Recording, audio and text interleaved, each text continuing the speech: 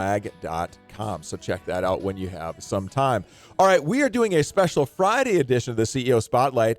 Trent Lee, I had set up something with Trent, a couple of weeks ago, and then we had a change. I had to leave town. I said, hey, Trent, I'm so sorry. Could you come back another time? And he said, absolutely. So we had a double shot of the CEO Spotlight here this week. And Trent is here, and he is with Compass Leadership Advisors, and he's got a very interesting story I'm excited to tell you about. Want to let you know, though, before we get to the visit with Trent, that these visits, the CEO Spotlight, is brought to you by Vaaler Insurance. Vaaler is a complete service company for your business, whether it's property and casualty, employee benefits, they do the whole thing.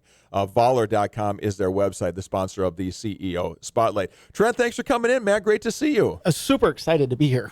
Trent and I know each other well. Our daughters are best buds, and so we've kind of got to know each other a little bit that way. And Trent was telling me what he does for a living. I said, man, that's really interesting. And so we got to find a way to get you on the radio show sometime. And so this is how it works here.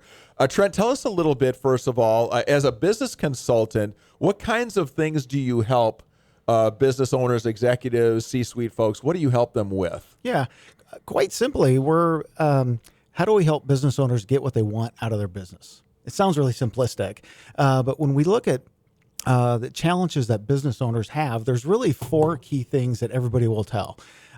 Number one, I've got this people piece, this talent thing that, how do I figure that out? Because we lose people, we turn them over. Yep. How do we keep them and train them and all those different things?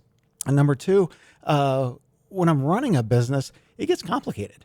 I mean, there's just a lot of stuff going on, and we kind of hit this glass ceiling sometimes, and we just kind of, how do we bust through that? And so we have a curriculum that we help business owners kind of understand how to better run their business. It's kind of like we all know how to do math. Yeah. 1 + 1 = 2. Yeah. But when you start getting more complicated and start getting into algebra, yeah, we need to have systems and processes to help us kind of understand that. So if I understand right, so let's say I'm really good at operations and finance or whatever, but I'm not very good at marketing. They could call you and you could say, okay, we can help you in those areas that are maybe your weaker spots or your blind spots a little bit. Yeah, absolutely. Okay. And coming through and putting a kind of a system, we call it the entrepreneurial operating system. Okay. So it's kind of like a curriculum of how do I run the business and run it better? Yeah. And not being, there's no rule book. There's no guidebook on how to run a good business. Yep. And so that curriculum helps put that together so we can be methodical and be really systematic on how we do that. Okay. One of the other things that really, really neat pieces, and one that we just definitely here in the Valley, we struggle is as a business owner, when we get to that point where we're thinking about retirement, or we're thinking about the next generation, how do I preserve the legacy of my business? We don't have a roadmap on how to do that. It's one thing to go out and sell the business, but most businesses don't get sold outright. They get sold to the employees, or they go to the next generation of the kids or something like that. And so having a roadmap and a process on how to do that, how do we get the business ready for that? And how do we get the owners ready? Because they're 2 completely different things. And we have lots of trusted advisors that focus on certain areas. Well, what we do is we come in over the top and bring that roadmap, work with all those trusted advisors, bring them in, kind of play the quarterback on the field, making sure everybody's working well together, and then we're really accomplishing what that owner wants to do. And then the toughest thing, the one that most business owners will say is the number one thing that they struggle with is isolation, is being that business owner. We all know when you're in that seat, it is the loneliest place in the world. And there's nobody else other than other business owners that really understand the challenge of meeting payroll and dealing with government regulations and just challenges and again, the talent and the workforce and putting all those things together. And so we run private advisory boards for business owners. So imagine a peer advisory board, CEO peer advisory board, 10 or 15 business owners, all from non-competing industries, come together in a highly confidential setting, talk about issues, opportunities, challenges, share best practices, talk about those things, the absolute gut-wrenching things that we have to deal with as business owners that keep us up at night that you can't talk about at a cocktail party. And you don't want to. And because of the setting, we don't solicit from each other. And it's it's unbiased. So everybody's there just to help and to get help. And so no one, as a business owner, you're not being preyed upon because somebody's the advice is not agenda driven. Yeah, They're right. just everybody's there just to be helpful. Pretty interesting. So you serve a lot of needs from a lot of different people. How many clients do you work with at any given time, Trent? Oh, wow. Right now I've got somewhere between 40 and 50, Okay. something like that. Now that includes the groups and obviously different, when we work in the groups, we got 10 or 15 people there kind of at one time. Yeah. Most of those business owners I will meet with on a one-to-one basis each month. So we'll take about an hour and a half and we'll poke and prod and squeeze and ask them the really hard questions. Yeah. Get them thinking about things that no one else is asking them. Right. And it gives them a sounding board that they can talk about those challenges. And sometimes we have these great ideas and we start talking them out loud. And they're like, oh my gosh, that was horrible. Yes. I'm glad we didn't do that. Or vice versa. Sometimes it's like, I've kind of been playing around with this idea. Yeah. And they start talking about it. It's like, wow, that's got some juice. Tell me Yeah, more about that. yeah, What yeah, else can yeah. we do? What are the challenges that would come with that? So of the four pillars that you might say, the four silos you have within what you do, tell me the one that's grown the most. Like, where are you finding that you're getting more and more conversations? Which one of those four are you finding yourself busier with these days? The people management, the people talent piece is a big one. That's up and coming for us. Yeah, especially in this part of the world Oh where my it's so goodness. hard to find people. It is. Yeah. And that one is, we call it talent optimization because it's not, we have this thing where if we have a business with, typically the way we go out and find talent, what do? We put it out in the paper, we Yeah. post on Indeed or whatever. Yeah. And we find these people. Well, that's fine and dandy. But generally, when we think about the positions that are out there, if we have, I'll make it really highly simplistic, but if we're looking for a computer development programmer, somebody to sit and write code, we're not going to go out and hire probably somebody that's an outgoing, energetic, super, highly team collaborative type salesperson to fit in that role. It's not going to work. Right. And so what we do is we go in and work with the business and actually map the need of the position.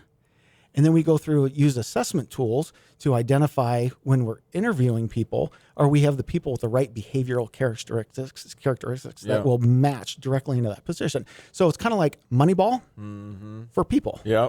And so it's really using data and science and not just the gut. Yeah. Just this interview, we tend to have these really poor interviews where we just talk and Yeah. kind of, oh, you're a good person, Yeah, hire you. right. Like, can't figure out why that hire didn't work out well.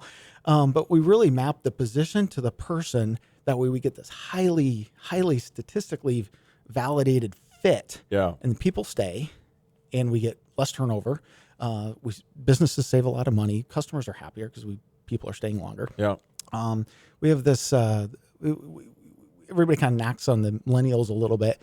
And they have these things called skinny resumes. Yeah. Because they're millennials, 20 to 35, just haven't had a lot of work Right. experience. Or where they have, it's like a couple years here, a couple years there. And so interviewing gets really, really difficult to kind of weed through that and find somebody, is this really the right fit? Is this the right culture fit? That's another piece.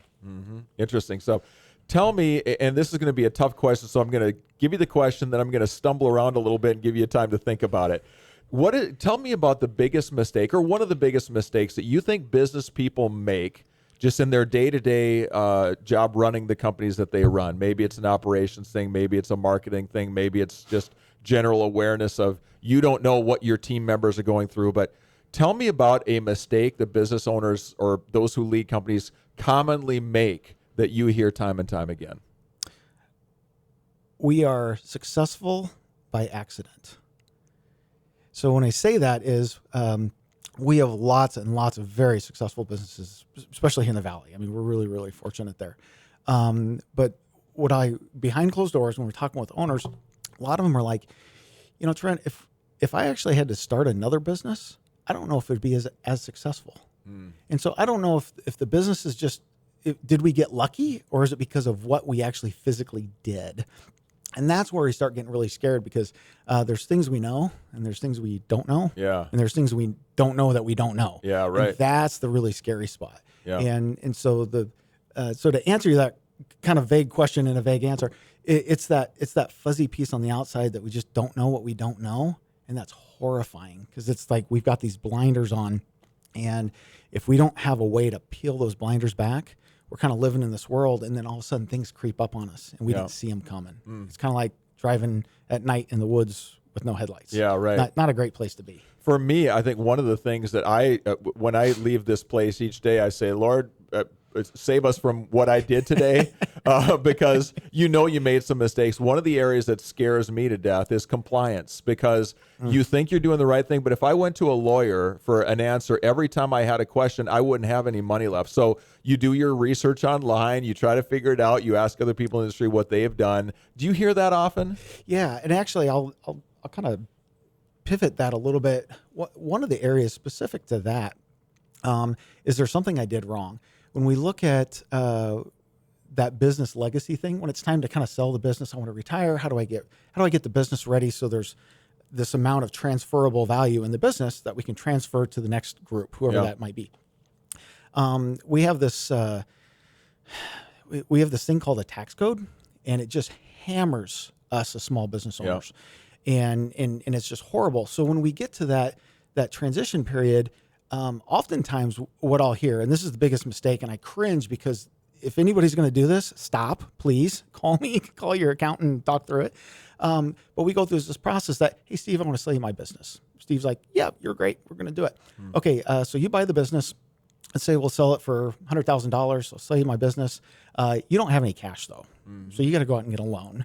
No bank's going to give you a loan because you don't have any wealth or net, equity in your personal. So I'm going to sell you the business, and I'm going to turn around and give you the loan. And hey, how are we going to pay for that? We're going to take proceeds out of the company that you're going to pay me back out of those proceeds. Yeah. Well, all those proceeds gets taxed by the business, gets taxed by me through my personal, or through you. Yeah. Then it turns around and gets taxed from a long-term standpoint. And all of a sudden we end up with about 25 or 30 cents on the dollar left over. Yeah. And there are ways to structure sales of the business, whether that's to the employees, to the family members, or externally to another company, that you don't get hammered with taxes, and you can, instead of writing that check out to the IRS, you can keep it in the business, which is where the money needs to be, so you can continue to drive growth, hire new employees, and just I'm a capitalist, so I think that works better. Nope, I'm with you, and I can tell you I've had many a good conversation with Trent. He's our kind of guy here at the Flag, so give you some good advice on those kind of things. Really interesting stuff, and I think anybody who's listening has had their wheels start turning. Last comment, anything you want to leave our listeners with before we let you go today? If you're a business owner, just know that there are great networks here in town. There's a lot of resources. If you feel like you're going alone, and we all do, reach out to Steve, reach out to Flag here. They've got a lot of resources and connect you with other places that can give the support that as business owners we need to continue to thrive and work through some of these challenges. And if people want to get a hold of you and find out more about what you do, ask a question about something they heard today, what do they do? You can shoot me an email. It's Trent@compassleadershipadvisors.com. Trent or at find me on LinkedIn. Advisors, or LinkedIn. LinkedIn's on great. there too. Okay. Trent, thanks for coming by today. Good Absolutely. stuff. Thank Very you. interesting. Appreciate the time. That is Trent Lee with he's a few different ways, but Compass Leadership Advisors. Just find him